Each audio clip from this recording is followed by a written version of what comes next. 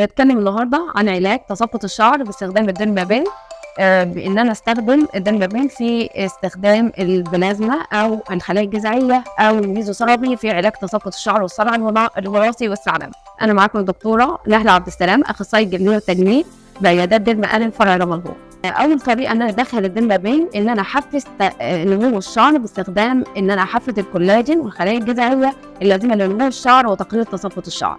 ايه الفوائد بتاعه استخدامات الديرمابين في علاج تساقط الشعر؟ رقم واحد ان انا ازود كثافه الشعر، وان انا اقلل التساقط ومعدل تساقط الشعر عن الطبيعي، وان انا استخدمه في تحفيز نمو الشعر عن طريق تحفيز الكولاجين والخلايا الجذعيه.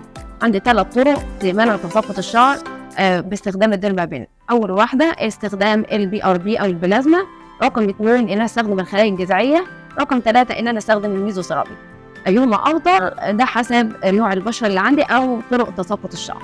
وبرضه ممكن استخدمها في علاج الثعلبه بكافه انواعها، سواء في الشعر سواء كانت في الحاجب او في اماكن.